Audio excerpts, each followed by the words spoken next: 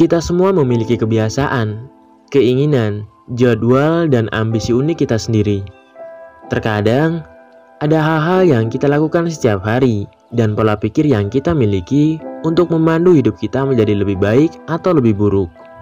Jika akhir-akhir ini kamu merasa sedih, tidak bersemangat, atau secara umum tidak bahagia tetapi kamu tidak yakin mengapa, video ini mungkin dapat menjelaskan penyebabnya. Inilah 10 hal yang diam-diam membuat kamu tidak bahagia. Nomor 1. Kamu sangat berorientasi pada tujuan. Memiliki ambisi dan memiliki tujuan dalam hidup adalah kualitas yang hebat. Mereka membuat kita bersemangat, memberi kita sesuatu untuk dinanti-nantikan, dan mencapainya terasa menyenangkan. Tapi ada juga yang namanya terlalu berorientasi pada tujuan. Apakah kamu mengatakan kepada diri sendiri hal-hal seperti, saya akan merasa senang ketika akhirnya mendapatkan nilai sempurna? Atau, saya akan senang setelah mendapatkan promosi itu. Jika kamu terus-menerus memiliki kebiasaan menunggu untuk tiba di tujuan tertentu dalam hidup, itu bisa membuat kamu jauh dari kebahagiaan sekarang.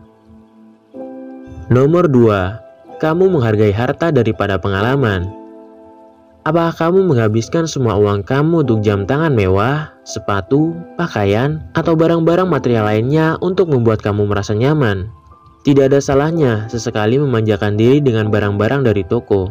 Tetapi menurut penelitian selama 20 tahun yang dilakukan oleh Profesor Psikologi Dr. Thomas Gilovic, kebahagiaan kita cepat memudar setelah membeli barang-barang yang sudah menjadi bagian hidup kita sehari-hari.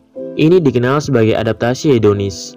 Pengalaman seperti konser musik, mendaki, skydiving, atau film mungkin tidak bertahan lama seperti smartphone baru yang kamu beli. Tapi kenangan positif dan menyenangkan bisa bertahan seumur hidup kita. Nomor 3. Kamu menyimpan dendam. Saat kamu dianiaya oleh seseorang, mudah untuk merasa kesal dan marah terhadap mereka. Dan itu adalah respons yang sangat normal dan dapat dimengerti sepenuhnya. Tetapi, tidak peduli seberapa buruk seseorang telah memperlakukan atau berapa banyak uang yang telah mereka curi dari kamu, menyimpan dendam dengan niat untuk menyakiti mereka akan menjadi bumerang dan akhirnya menyakiti diri sendiri. Mungkin terasa menyenangkan untuk berpikir bahwa kamu dibenarkan dan pantas mendapatkan kebaikan ekstra karena seberapa parah kamu dilecehkan. Tetapi, jika kamu tidak pernah memaafkan dan melepaskan, kemarahan hanya akan membuat kamu lebih negatif dan membuat kamu tidak bahagia. Nomor 4. Kamu menghabiskan banyak waktu di masa lalu. Mungkin terasa menyenangkan sejenak untuk terhanyut dalam kenangan masa lalu dan mengenang betapa indahnya hidup ini. Ciuman pertama kamu, saat-saat indah kamu berpesta, dan memenangkan turnamen sepak bola adalah saat-saat menakjubkan dalam hidup kamu. Tapi, ada perbedaan antara memikirkan masa lalu dan hidup di dalamnya. Menjaga kepala kamu di awan terlalu lama dapat merampas kebahagiaan kamu di saat ini dan membuat kamu kehilangan peluang yang lewat tepat di depan kamu. Yang lebih buruk adalah menyeduh ingatan negatif yang akan berdampak lebih besar daripada kesejahteraan kamu. Nomor 5. Kamu terlalu hemat dengan uang kamu.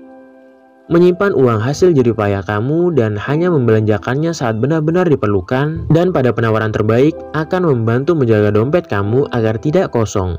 Tetapi, jika kamu begitu ketat dengan anggaran kamu sampai-sampai kamu tidak pernah bersenang-senang atau memanjakan diri kamu dengannya, inti dari upaya menghemat semuanya sebenarnya dapat mengurangi kebahagiaan kamu. Bagaimanapun, uang dimaksudkan untuk dibelanjakan. Dan selama kamu menggunakan sedikit lebih sedikit daripada yang kamu hasilkan, tidak apa-apa untuk pergi makan atau ke bioskop sesekali. Nomor 6. Kamu tidak berkontribusi. Wajar jika kamu merasa harus menyimpan semua yang kamu miliki untuk diri sendiri.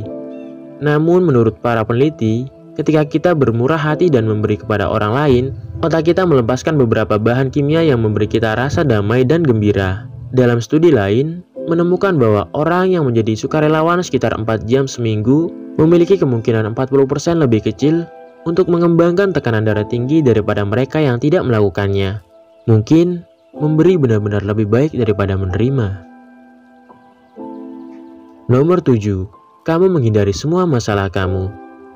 Daripada berfokus pada fakta bahwa kamu terlilit hutang dan tidak memiliki rencana untuk keluar darinya, jauh lebih baik untuk menekan pikiran tersebut dengan bermain video game, mengalihkan perhatian kamu dengan media sosial, minum, dan mengemil.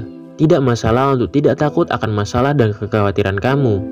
Namun, jika masalah tersebut tidak ditangani dengan baik, masalah tersebut hanya akan menciptakan lebih banyak stres dan ketidakbahagiaan dalam hidup kamu. Tidak masalah jika kamu tidak memikirkan pertengkaran yang tidak terselesaikan yang kamu lakukan dengan sahabat kamu tempo hari, karena kamu masih menyadarinya secara tidak sadar. Jika kamu tidak pernah mengatasi masalah kamu secara langsung dan mencoba berpura-pura tidak ada masalah, itu hanya akan memperburuk keadaan.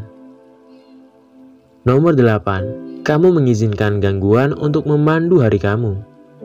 Apa hal pertama yang kamu lakukan setelah bangun tidur?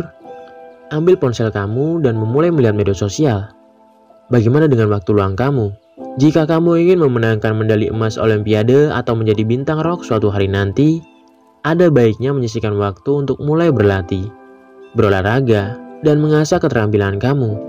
Tetapi jika kamu menemukan diri kamu menghabiskan sepanjang hari dengan membaca status, menelpon atau mengirim pesan teks di ponsel kamu, atau menonton TV atau bermain game, kamu biasanya tidak akan merasa nyaman dengan bagaimana kamu menghabiskan waktu nanti di masa depan. Nomor 9. Kamu menangkis pujian. Kadang-kadang harga diri kita rendah, atau kita tidak ingin terlihat sombong dan penuh dengan diri kita sendiri. Jadi kita membelokkan, membalas, atau mengabaikan kata-kata positif orang lain tentang kita. Namun pada kenyataannya, tidak ada salahnya menerima ucapan baik orang. Faktanya, itulah alasan utama mereka memuji kita sejak awal. Ketika kita diberitahu bahwa kita memiliki potongan rambut yang bagus, jika kita menanggapi dengan ungkapan seperti, "Kurasa biasa saja," atau "Kuharap terlihat lebih baik," ini bukanlah kebiasaan terbaik jika kita ingin merasa nyaman dengan diri kita sendiri.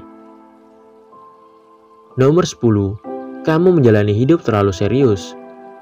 Sangat penting untuk aman, hati-hati, dan sadar akan keputusan yang kamu buat dalam hidup. Tetapi jika kamu terus-menerus takut dengan apa yang orang lain pikirkan tentang kamu, khawatir tentang mempermalukan diri sendiri, atau marah pada setiap ketidaknyamanan yang terjadi pada kamu akan menghentikan diri kamu untuk bahagia. Hidup benar-benar roller coaster. Setelah semuanya turun, mereka akan naik kembali. Jadi, tertawalah, pilihlah untuk bahagia, dan bersenang-senanglah.